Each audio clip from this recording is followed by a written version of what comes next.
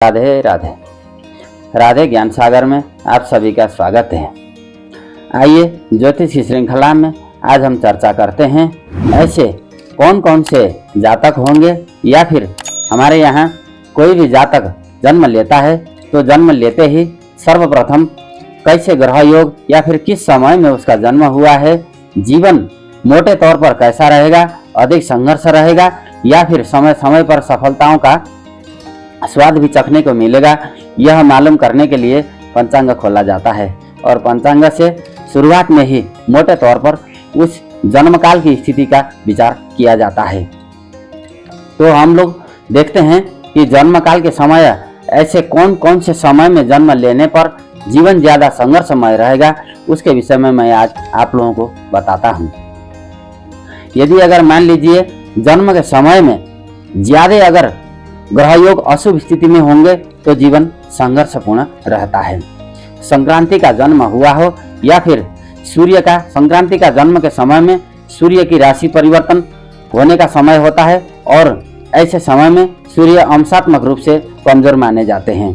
तो यदि अगर जीवन में सूर्य कमजोर हो जाते हैं तो जाहिर सी बात है कि व्यक्ति के जीवन में संघर्ष अधिक रहेगा, क्योंकि ग्रहों के राजा सूर्य होते हैं, ग्रहों के 9 ग्रहों में अध्यक्ष होते हैं।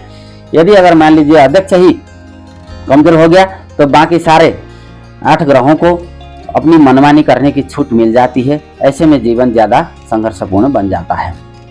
किसी व्यक्ति की यदि अगर अमावस्या का जन्म होता है या फिर कृष्ण पक्ष की चतुर्दशी को जन्म होता है तो ऐसी स्थिति में चंद्रमा भी पीड़ित होता है।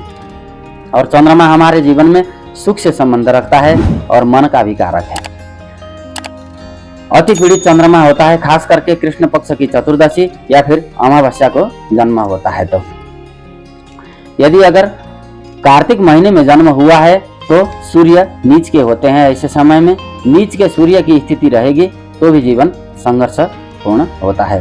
ग्रहण काल में यदि अगर किसी जातक का जन्म हुआ है या फिर सूर्य ग्रहण चंद्र ग्रहण के समय में तो वह भी इतना अच्छा नहीं माना जाता, जीवन असफलताओं से घिरा रहता है। चंद्र ग्रहण के समय में जन्म होना या फिर सूर्य ग्रहण के समय में जन्म होना, ये दोनों जो है जीवन में संघर्ष को लाने वाले होते हैं।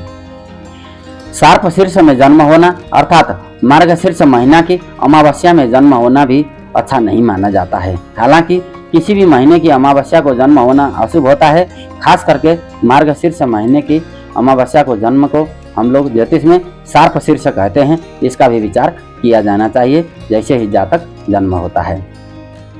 गुलिकाल में जन्म होना भी अच्छा नहीं माना जाता है, यह भी जीवन में अशुभता को बढ़ाता है।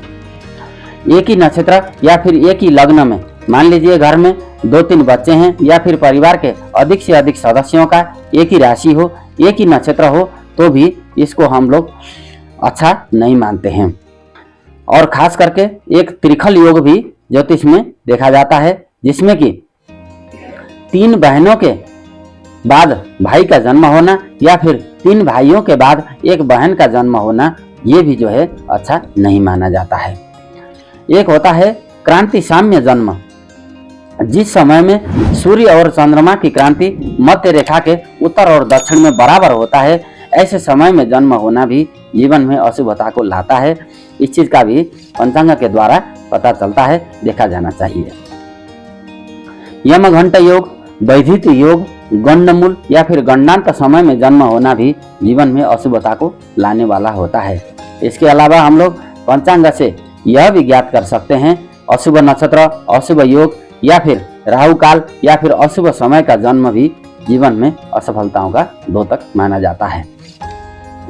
योग कारक ग्रह यदि अगर मृत्यु के भाग में फंसे हुए हैं, ऐसे समय में जन्म होना भी अच्छी बात नहीं है।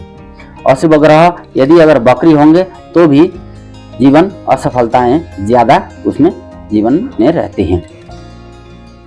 जन्म के समय में यह भी देखा जाना चाहिए कि जातक कौन कौन से दशा में या महादशा में उसका जन्म हुआ है।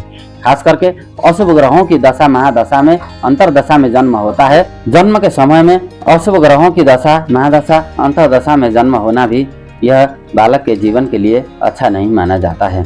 खास करके बालारिष्ट योग अर्थात जन्म के समय में अशुभ ग्रहों की दशा चल रही हो और साथ में चंद्रमा छठे आठम 12वें भाव में बैठे हों, लग्न में कोई नीच ग्रह बैठा हो, या फिर लग्नेश जाकर के बकरी अस्त अष्टम में या फिर छठे भाव में 12वें भाव में बैठा होगा तो बालारिष्ट योग लग जाता है। तो इस चीज का भी विचार अच्छे से किया जाना चाहिए।